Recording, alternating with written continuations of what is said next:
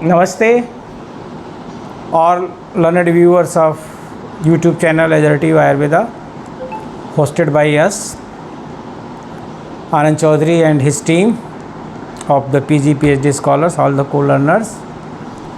Because certainly if I say my channel, it is injustice with all my co-learners who are working equally with me on all accounts. So it is the channel of we all, who you are listening, yours also, and who are at this end, ours also. Here ours, I, we, ours, yours, that is the we. And now in the series of the brush the bushes, the title I am going to interact with you all at least for 3-4 sessions as per the need about the phytopharmaceuticals. It's a very good music to sing. India is developing phytopharmaceutical. India has established a new category of drug since 2015, that under the rule 122E, that is the new category of the drug phytopharmaceutical. With a very much fun and fair it was launched. Amid the protest, and the protest none other than the Ministry of Ayush. आप में से बहुत सारे लोगों को लगता होगा कि phytopharmaceutical is the brain child of the ministry of AYUSH, and the phytopharmaceutical is being promoted by the Ministry of Ayush. No, madam and sirs, it is not like this. यहाँ पर कुछ बेसिक कॉन्फ्लिक्ट ऑफ इंटरेस्ट है फाइटोफार्मास्यूटिकल के ढेर सारे angles पर. On many accounts the ministry of Ayush and the ministry of health and family welfare are having some basic difference of opinion, and in other words the conflict of interest, and in more other words further the commercial interest. And the commercial interest is the one of the finest interest for anything, right? So begin this session, the first one today. What do you think? Why this particular sector of the phytopharmaceutical had drawn attention of policymakers? What was the reason behind this? Or we have enough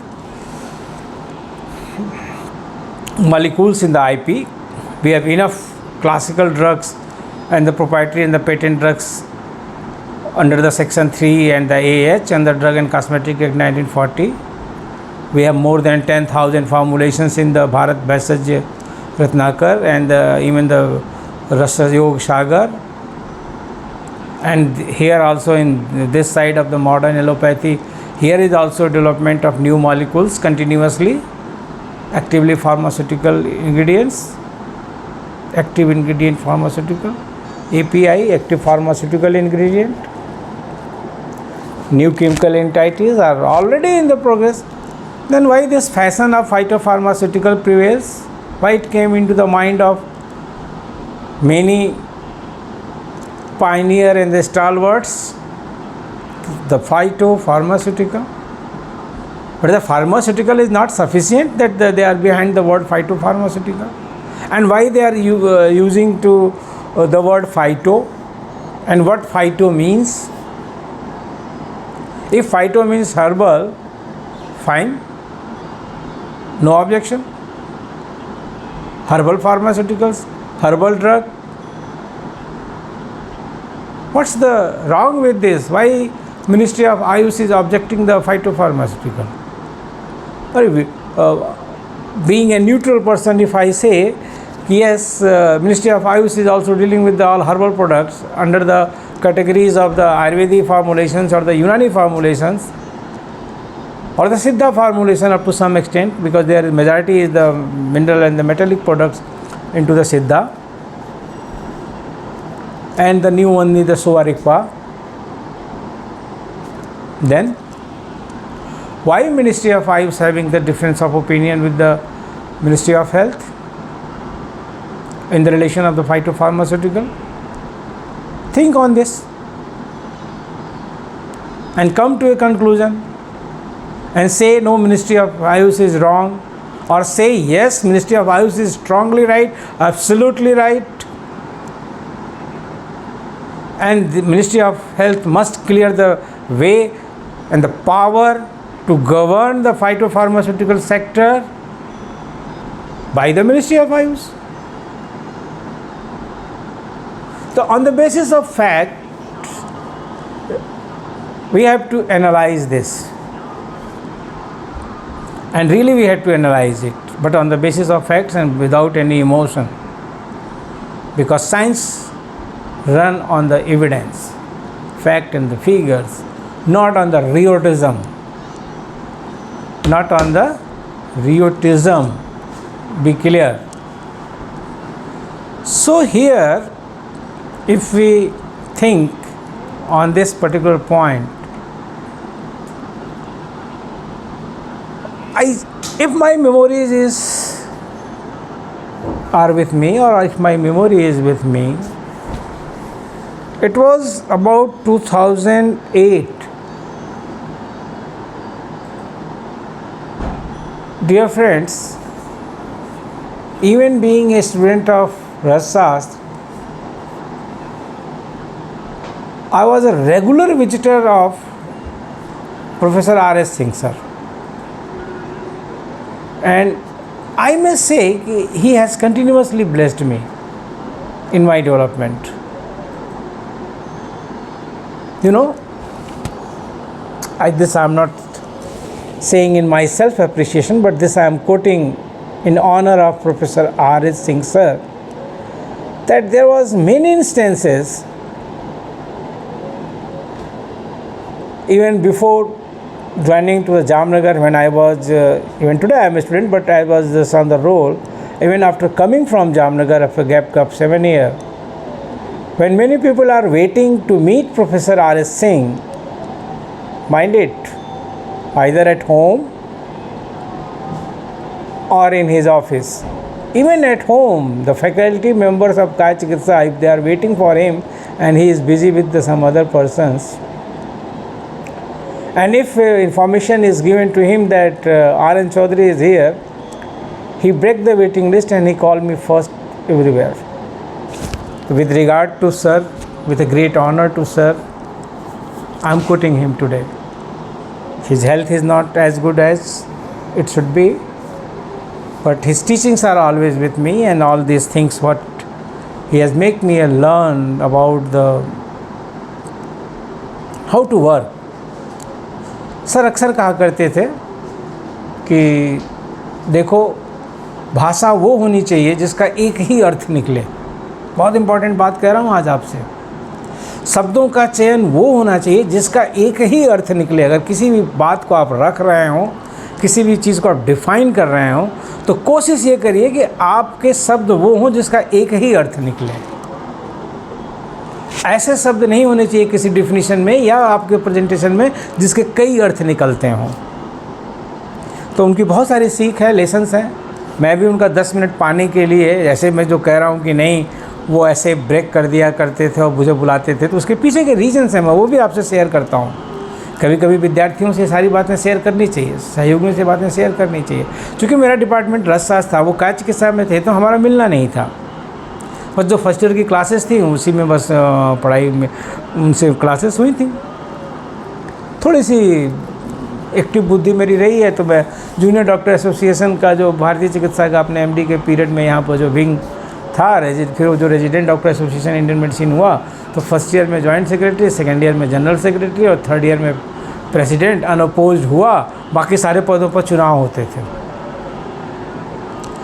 तो तब sir से कुछ मिलना जुलना शुरू हुआ। वो returning officer हुआ करते थे चुनाव कराने के। आप तो ये सब चीज़ें कल्पना है, कोई मानेगा ही नहीं। आज का जूनियर रेजिडेंट की कभी यहाँ ऐसी भी व्यवस्था थी कि प्रोफेसर्स रिटर्निंग ऑफिसर अपॉइंट होते थे और इलेक्शन होता था resident doctor association Indian medicine का, बाकायदा नोटिफिकेशन होता था।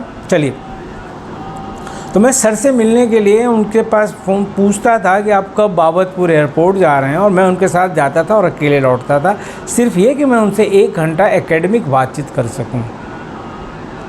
ये मेरा मोटो हुआ करता था। इसका असर ये था कि जब भी मैं उनसे मिलने गया उन्होंने मुझे तुरंत समय दिया। तो इसमें मैं किसी भ्रम में नहीं हूँ, ना आपको डाल रहा हूँ कि मैं कोई बहुत बड़ा आदमी था इसलिए वो मुझे मिलने देते थे। नहीं, मैं एक अच्छा कर्तव्यनिष्ठ छात्र, जिसके कि वो समर्पण से या उसके सीखने के उत्साह से वो प्रभावित थे, इसलिए मुझे बुलाया करते थे। तो ये बात इतनी 4 मिनट मैंने आपके ले लिए ये बताने में कि 2008 में जब ये फाइटोफार्मास्यूटिकल शुरू हुआ, इसका सीड पड़ा, तो एक कमेटी बनी गवर्नमेंट की, मिनिस्ट्री ऑफ हेल्थ ने बनाई। डॉक्टर बी नित्यानंद इसके चेयरपर्सन थे, और उस कमेटी में प्रोफेसर आर.एस. सिंह सर और डॉक्टर C.K. कटियार, उनके बारे में भी आप सब लोग जानते हैं, ये 2 मेंबर थे, और कमेटी में 7 या 8 लोग पूरे मेंबर थे। तो ये शुरुआत 2008 से होती है। 2015 में तो गवर्नमेंट गजट आया, पहली कमेटी वहाँ बनी। और मेरा सौभाग्य ये कि मैं सर के यहाँ जाता था उनका आशीर्वाद लेने, तो वो मुझे एक बुलवाए किसी से और कहे कि आनंद को भेजिए, उसको उससे मतलब एक डॉक्यूमेंट है उसको देना है।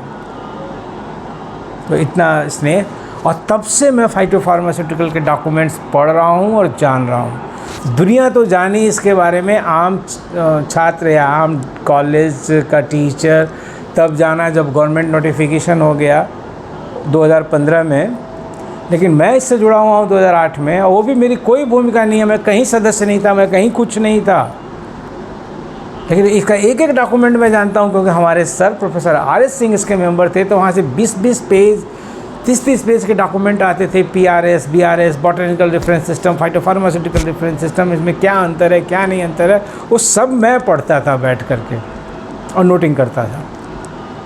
तो मेरा अटैचमेंट इसका 2008 से है।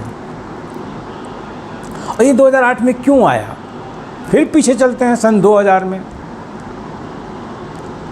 सन 2000 में एक राइटअप छपा, प्रोफेसर PNV कुरूप सर को आप सभी लोग जानते हैं। ऐसा कोई भी व्यक्ति नहीं होगा आयुर्वेद में जो जागरूक हो और उनको न जानता हो, और उनकी सेवाएं आयुर्वेद को अनपैरेलल हैं। फिर इस पर बोलने लगूंगा तो आधा घंटा। नमन करता हूं प्रोफेसर PNV कुरूप सर को भी, क्योंकि उन्होंने बहुत सारे हम लोगों को ब्रेक दिया। उनकी ही कलम से हम लोग लेक्चरर बने हैं, वो भी जामनगर में। तो एक ही कि उनके जैसा कैरियर तो कहीं किसी का नहीं बना आज तक, कोई दूसरा शायद प्रोफेसर PNV कुरूप न पैदा हो अगले कई शताब्दियों में। मतलब medical officer, director, CCRS director general, WHO appointment, vice chancellor, what not, everything is with him.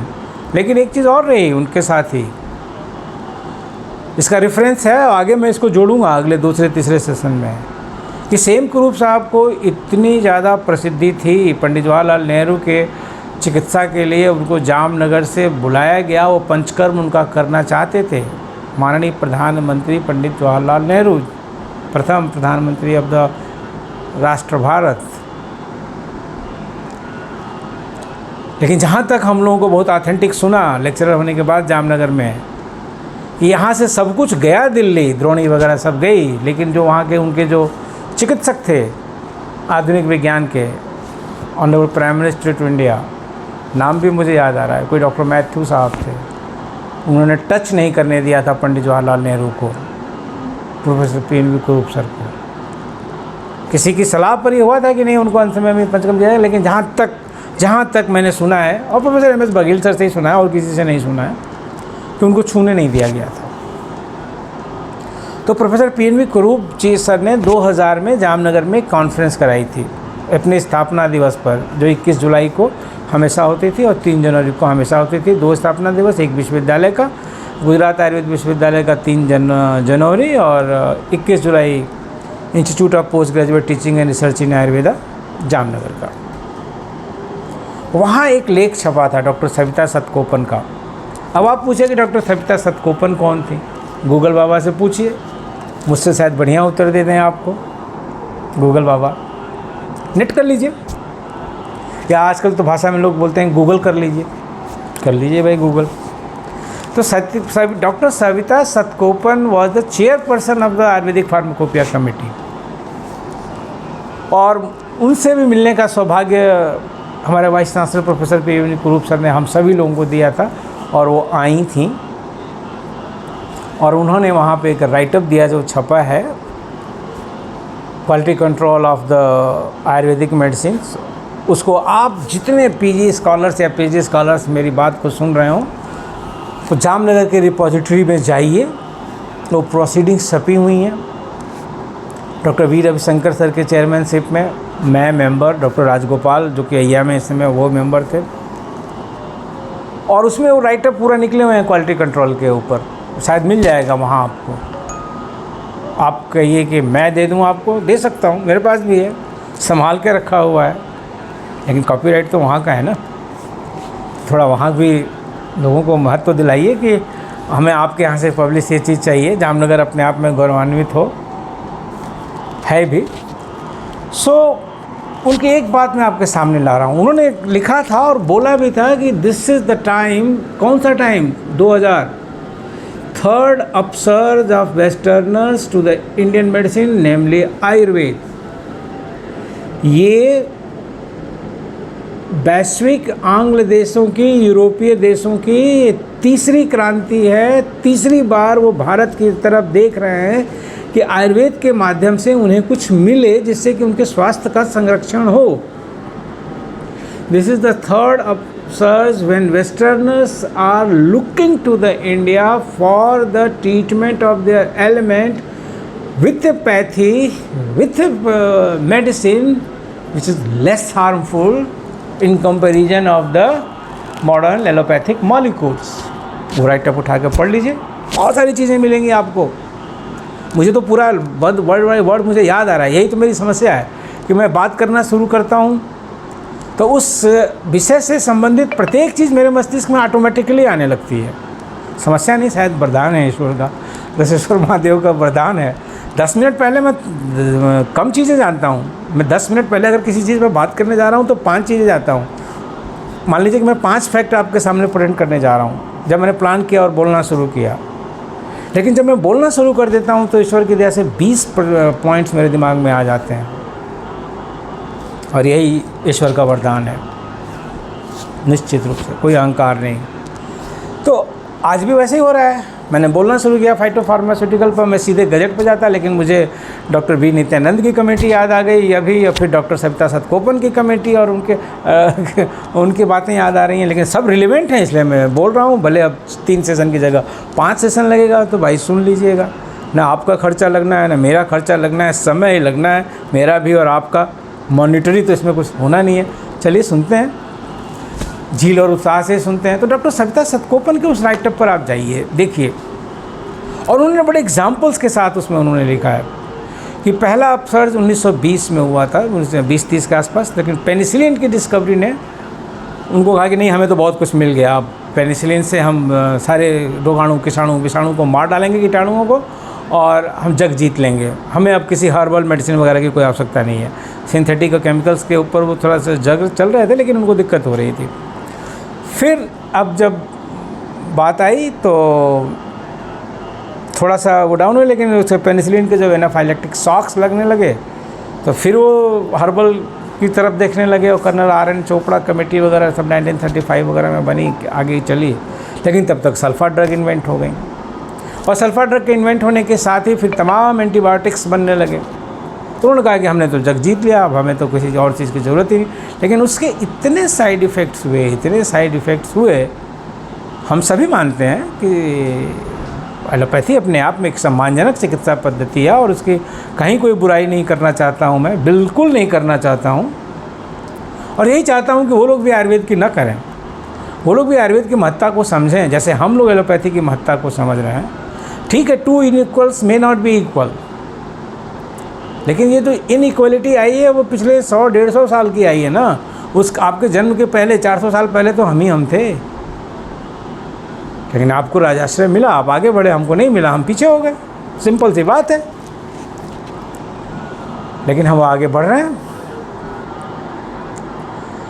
तो ये जो थर्ड अपसर्ज आ गया उनका, तो उन्होंने हर्बल्स की तरफ देखना शुरू किया और तब वो फाइटोफार्मास्यूटिकल का कॉन्सेप्ट उनके दिमाग में आया। अरे मुझे एक सेंटेंस अगर ना बोलूँ तो मेरा दिमाग शांत नहीं होगा, क्योंकि मैंने सविता सतकोपन मैडम के ही उसमें पढ़ा था कि quality is the most abused word in the Indian writings of the quality control. Standard is the most abused word in the writings among the scientific writings about the standard। तो quality standard standardisation को उन्होंने madam ने अपने write up में लिखा है, जो जामनगर के सन 2000 के जुलाई में दिया है, छपने को प्रोसीडिंग्स में छपा है कि ये भारत में मोस्ट एब्यूज्ड वर्ड्स हैं। कोई जानता है भी नहीं कि क्वालिटी का मतलब क्या है, स्टैंडर्ड का मतलब क्या है, स्टैंडर्डाइजेशन का मतलब क्या है। ऐसा 10% लोग जानते हैं खाली इनका डिफरेंस, लेकिन यूज़ 100% लोग करते हैं। 90% लोग अनअवेयर हैं कि इनका इक्वल इनफैक्ट इनका मतलब क्या है। तो डॉक्टर सविता सतकोपन ने बात शुरू की कि थर्ड अपसर्ज, और उसके बाद फाइटो सब दिमाग में आया, फिर हर्बल मेडिसिन। और किसी भी कंट्री में, चाहे यूएस में चाहे यूरोप में, कोई भी herbal regulations are most, herbal medicine are most neglected part. बहुत सारी कंट्रीज़ में तो ये न रजिस्टर्ड थी न कंट्रोल थी, लेकिन थैंक्स टू द WHO कि उसने हर जगह इसको स्ट्रीमलाइन पे ले आया, ट्रेडिशनल मेडिसिन को बढ़ावा दिया। Yes, thanks to the WHO। और ट्रेडिशनल मेडिसिन पॉलिसीज़ उन्होंने 5-5 साल की निकाली, 2000, 2005, 2005 to 2008, 13, then now 2013 to 2024 is going on, and now they are planning of the 15-year 2024 to 2037, and in the Jamnagar they are meeting on the 17th 18th August। Just आप जब इसको सुनेंगे तो ये सब बीत चुका होगा, लेकिन मेरे लिए तो है कि just coming days after 5 days, because recording is going on 12th August, and you will be able to listen it somewhere in the September, because my producers are so strict. They are saying they are my co-learners, my producers are my co-learners, PG PhD scholars, they are so strict कि sir advance में करके रखिए। पता चला कि आप फिर कहीं दौड़े पर चले गए और हम लोग इसको लॉन्च नहीं कर पाए। तो ठीक है भाई, अभी तो हम दौड़े पर नहीं जा रहे हैं, लेकिन जाना तो शुरू करेंगे ही, और प्रोबेबली सितंबर से ही शुरू करेंगे। ईश्वर ने सब कुछ ठीक रखा तो जाएंगे। और बस थोड़ा सा फीमर फ्रैक्चर अब ठीक ही हो गया है, लास्ट स्टेज में है, लेकिन ऐसा होता ही क्यों है। चलिए, तो फाइटोफार्मास्यूटिकल्स की जब हम बात कर रहे हैं तो इस हिस्ट्री को हमको समझना होगा कि हर्बल्स की तरफ अटेंशन क्यों गया। तो ये डॉक्टर सविता सतकोपन के राइटअप से समझिए। फिर इस पर सारे इस पर पॉलिसीज़ कैसे डिसाइड हुई, वो डॉक्टर बी नित्यानंद की कमेटी से समझिए। और फिर आयुर्वेद का इसमें क्या प्रादुर्भाव आया, आयुर्वेद कहाँ बीच में आया कि नहीं आया, कि बाहर फेंक दिया गया, कि किसी तरीके से लॉलीपॉप पकड़ा दिया गया, ये सब बात आपसे करेंगे, लेकिन दूसरे सेशन में, और बहुत फैक्चुअल करेंगे। डॉक्टर बी नित्यानंद कमेटी की रिपोर्ट्स भी आपके सामने ले आएंगे। मैडम की बात की ही, WHO की स्ट्रेटजिक पॉलिसीज़ भी आएंगी जो ट्रेडिशनल मेडिसिन के लिए थी। बहुत अच्छे अच्छे लोगों ने इस पर राइटअप्स भी लिखे हैं। अगर एक बात सावधान रहिएगा, ये फाइटोफार्मास्यूटिकल्स को आप उससे मत कंफ्यूज कर लीजिएगा। गूगल सर्च में जो फाइटोफार्मास्यूटिकल्स पर आप जाएंगे, उसको जब सर्च करेंगे तो आपको SG pharmaceutical, organic pharmaceutical, allergy, पता नहीं कौन कौन सी फाइटोफार्मास्यूटिकल कंपनियां दिखेंगी। और उन कंपनियों ने जो फाइटोफार्मास्यूटिकल्स की डिफिनीशन दी है, और जो फाइटोफार्मास्यूटिकल की डिफिनीशन नवंबर 15 2015 के गजट में आई है, उससे एकदम मैच नहीं करती है। तो माय डियर स्टेक होल्डर्स, अगले सेशन में फाइटोफार्मास्यूटिकल की लीगल डिफिनीशन, फाइटोफार्मास्यूटिकल की अभी हमने हिस्ट्री बताई। भाई हम लोग तो आयुर्वेद वाले हैं ना, और हम लोग हर चीज़ की हिस्ट्री पढ़ते हैं। हिस्ट्री पढ़ना चाहिए, हिस्ट्री से ही आपका बेस आता है और आप उन रीजन्स को जान पाते हैं कि ऐसा क्यों हुआ। और हमारी तो आदत ही है कि what are the merits of this particular कल्पना and what are the demerits of this particular कल्पना। यहीं से हम लोग शुरुआत ही करते हैं हमेशा। Always we begin with these lines कि why this particular doses form, ये भेषज कल्पना में चाहे रसशास्त्र में कि ये कल्पना क्यों आई, पर्पटी कल्पना क्यों आई, रस सिंदूर कल्पना क्यों आई, सोरस कल्पना शुरुआत में, चाहे संधान कल्पना बाद में, सोरस टू संधान, ये सारे डिस्कशंस क्यों हुए। तो इस सब पर हम चर्चा करेंगे फाइटोफार्मास्यूटिकल्स के बारे में अगले सत्र में। अभी आज खाली हमने हिस्ट्री बताई, कॉजेज ऑफ ओरिजिन बताए, डिटेल्स आगे के 2-3 सेशंस में चलेंगे। धन्यवाद, जुड़े रहिए, सलाह देते रहिए, यह भी आप ही के सलाह पर है। Thank you.